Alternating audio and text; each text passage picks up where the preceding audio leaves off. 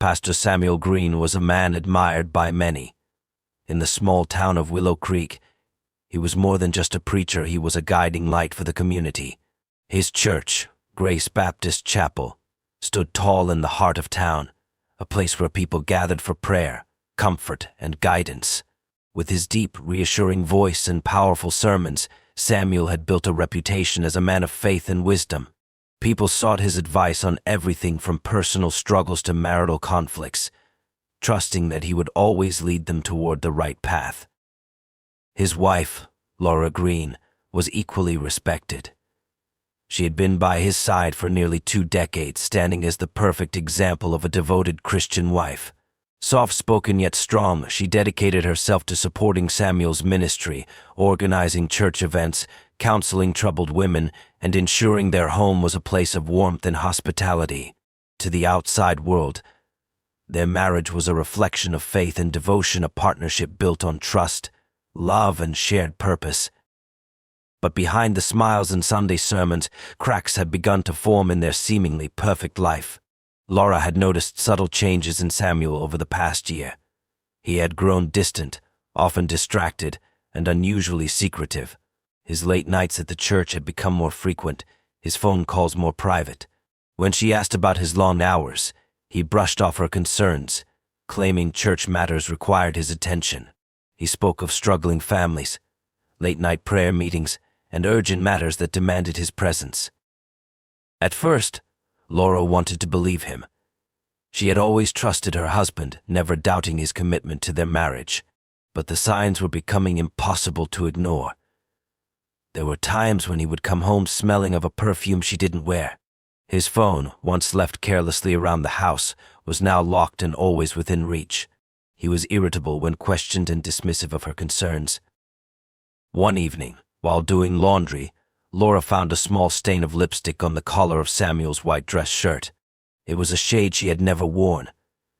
A chill ran down her spine as she stared at it, her mind racing with possibilities. She tried to push away the horrible thoughts creeping into her mind, but the truth was becoming undeniable. Something was wrong. She began paying closer attention, watching for anything that might confirm her growing suspicions. She noticed the way he lingered after Sunday services, how he gravitated toward a particular woman in the congregation. Samantha Hayes, a young and attractive choir member, had been attending Grace Baptist for a little over a year.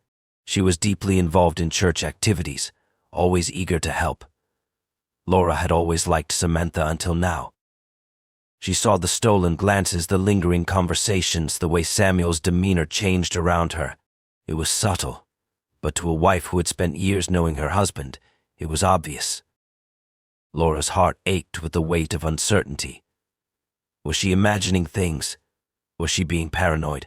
Or was she uncovering a truth that would shatter everything she had built her life around? Samantha Hayes had arrived in Willow Creek a little over a year ago, looking for a fresh start. She was young, beautiful, and full of ambition, eager to immerse herself in church activities and become a valued member of the community. From the moment she joined Grace Baptist Chapel, she stood out. She had a captivating presence, her voice in the choir was angelic, her smile warm and inviting. She was the kind of woman people gravitated toward, and Pastor Samuel Green was no exception. At first, their interactions were nothing more than the usual exchanges between a pastor and a devoted church member. She volunteered for various church programs, stayed late after services to help with events, and often sought spiritual guidance from him. She admired his wisdom, his confidence, and the way he commanded respect. He was everything she had ever wanted in a man: strong, powerful, and deeply respected. It didn't matter that he was married. In her mind, that was just a temporary obstacle. For Samuel, Samantha was a temptation he had never faced before. He had spent years preaching about faithfulness and morality, warning his congregation about the dangers of sin. But with Samantha, something inside him shifted. She made him feel alive in a way he hadn't felt in years. Laura had become predictable, their marriage routine. With Samantha, there was excitement, secrecy, and a passion he hadn't experienced in a long time. What started as harmless conversations soon turned into something deeper, Late-night phone calls, stolen glances during sermons, and moments of lingering closeness turned into private meetings in Samuel's office. He told himself it was innocent at first, just spiritual mentorship, just friendly guidance. But as the months passed, their connection grew stronger, and the boundaries between them blurred. One evening, after a particularly long church meeting, Samantha stayed behind to help clean up. As they stood alone in the dimly lit sanctuary, the tension between them was undeniable. She touched his hand, just for a second, but it was enough. That night marked the beginning of their affair. They met in secret, exchanging whispered promises and stolen kisses in places they thought no one would see. At first, Samuel was cautious, but as time went on, he became reckless. He made excuses to spend more time away from home, ignored Laura's questions, and took more risks. He convinced himself that he was in control, that no one would ever find out. But deep down, he knew he was living on borrowed time. Samantha, on the other hand, was growing impatient. She had no interest in being a secret forever. She wanted Samuel to leave his wife, to be with her openly. She fantasized about them building a life together, free from the lies and the guilt. Laura had already begun to suspect something was wrong, but she had no idea how deep the betrayal ran. She didn't know that her husband's affair was no longer just a mistake, it was turning into an obsession, one that would soon spiral into something far worse than she could ever imagine. Laura couldn't ignore the signs any longer. The nights Samuel spent away from home, the way he avoided her questions, the coldness in his touch, everything pointed to the truth she didn't want to face. She had spent years believing in her husband, standing by him through every challenge. But now she felt like a stranger in her own marriage.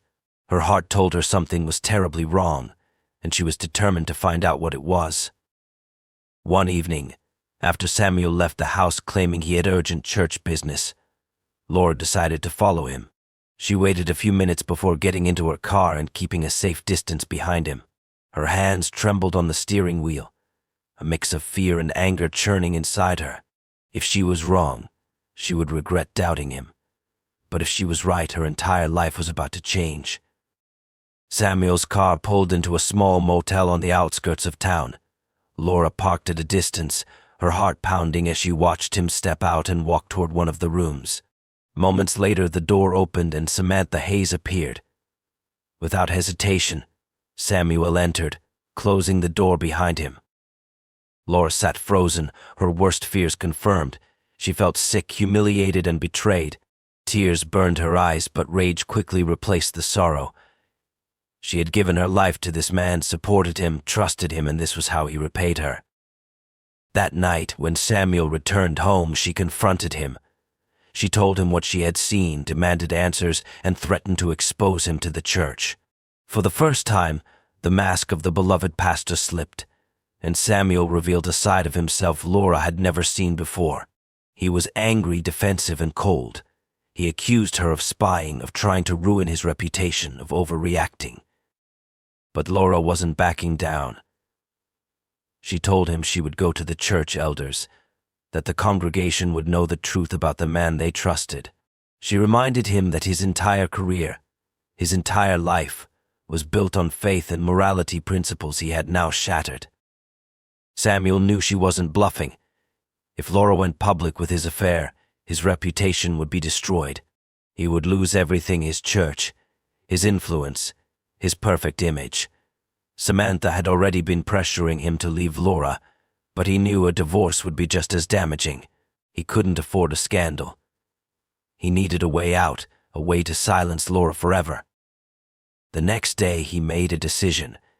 He carefully researched the effects of sleeping pills, calculating the right amount that would be lethal but not immediately suspicious.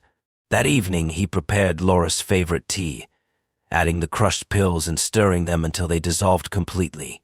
He brought it to her with a gentle smile, playing the role of a caring husband one last time. Laura drank it without suspicion, unaware that it would be her last night alive. As she lay down to sleep, Samuel watched her closely, waiting for the drugs to take effect. Within minutes, her breathing slowed, her body growing still. By morning, she was gone. Samuel took a deep breath, and rehearsed his next act. He called 911 with a trembling voice, playing the devastated husband. He told them Laura had been unwell for days, that she must have passed in her sleep. The authorities arrived, finding nothing out of the ordinary. To them, it looked like a tragic but natural death. Samuel believed he had gotten away with it, but what he didn't know was that one small detail would soon unravel his perfect crime. When paramedics arrived at the Green residence, they found Pastor Samuel Green in a state of apparent shock. His voice trembled as he told them he had woken up to find Laura unresponsive.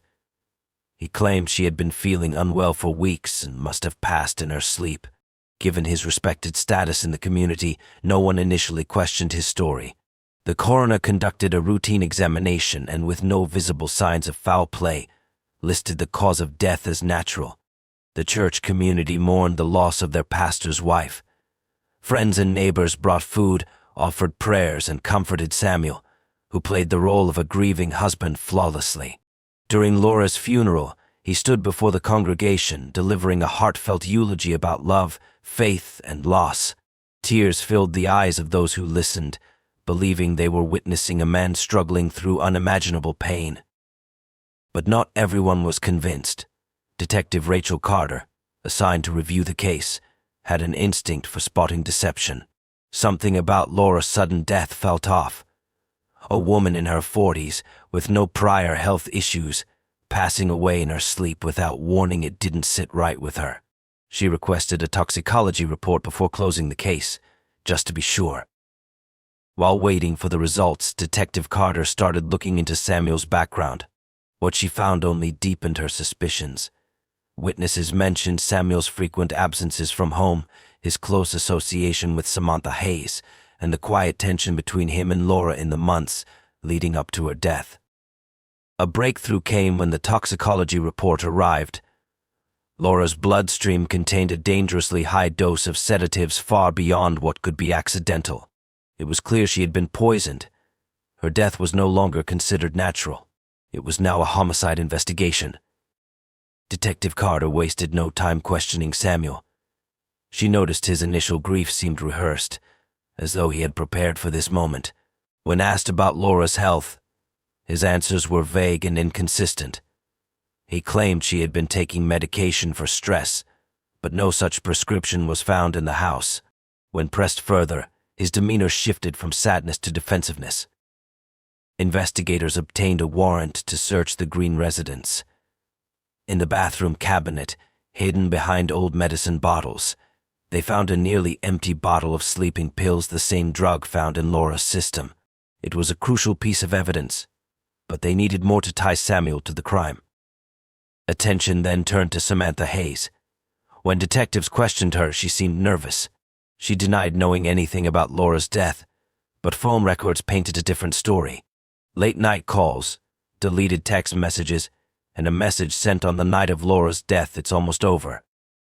Detectives confronted Samantha with the evidence, and under pressure her resolve broke. She admitted she and Samuel had been having an affair, but insisted she never wanted Laura dead. She claimed Samuel had assured her everything would be taken care of soon. With the toxicology report, the hidden medication, and Samantha's statement, investigators had enough to charge Samuel Green with murder. The beloved pastor, once a pillar of the community, was now a suspect in his wife's death. The truth was out, and the perfect image he had worked so hard to build was beginning to crumble. Samuel Green was arrested in the early hours of the morning, his home surrounded by flashing police lights as officers led him away in handcuffs. News of his arrest spread through Willow Creek like wildfire. Shock and disbelief rippled through the town. How could their trusted pastor, a man who preached about morality and righteousness, be capable of such a horrific crime? His congregation, once devoted followers, now found themselves questioning everything they had ever believed about him. As Samuel sat in the interrogation room, he maintained his innocence. He claimed Laura had been depressed, that she might have taken the pills herself, but the evidence told a different story. The sedatives found in his home matched the drugs in Laura's system. Samantha Hayes had already admitted to their affair and revealed the chilling message Samuel had sent her the night of the murder. His phone records placed him at home during the crucial hours. Every lie he told only tightened the noose around him. When the trial began, the courtroom was packed. Journalists covered the case extensively, turning it into a national spectacle. The once revered pastor now sat at the defendant's table, no longer a man of God but an accused murderer. Prosecutors painted a damning picture of a man who had chosen lust over loyalty, greed over godliness, and murder over morality. They detailed how Samuel had feared losing his reputation and saw Laura as an obstacle to his future with Samantha. Samantha testified against him, claiming she never knew about the murder plan but admitted to their affair. She described how Samuel had grown desperate, how he assured her he would soon be free.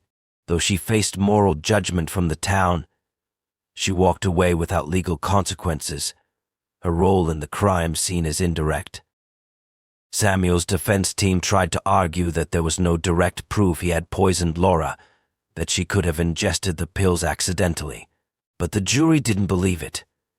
The calculated nature of the crime, the affair, the deception, it all pointed to one undeniable truth. After hours of deliberation, the jury returned with a verdict, guilty of first-degree murder. Samuel showed no emotion as the judge handed down a life sentence without the possibility of parole. His years of deception, his carefully built image, had crumbled in an instant. The man who once stood behind a pulpit preaching about sin was now locked behind bars, condemned by his own actions. Grace Baptist Chapel shut its doors permanently, unable to survive the scandal. Many churchgoers struggled with the betrayal, questioning how they had been so blind to the darkness hiding behind Samuel's holy image. Samantha left Willow Creek, unable to escape the whispers and judgment that followed her wherever she went. As Samuel sat in his prison cell, the world he had once controlled faded into silence. No congregation, no sermons, no admiration, just the cold, unforgiving walls of his new reality. The pastor who had preached about salvation had condemned himself to a lifetime of regret. In the quiet town of Willow Creek, Pastor Samuel Green stood as a symbol of faith and morality. His sermons inspired, his words carried weight, and his reputation was spotless. But behind the pulpit, he was living a double life, one filled with secrets, lies, and a forbidden love affair. When his wife, Laura, discovered the truth, she became an obstacle he was willing to eliminate. What started as a betrayal soon spiraled into a carefully planned murder, one that would expose the darkness lurking beneath the surface of a man who preached righteousness but lived in sin.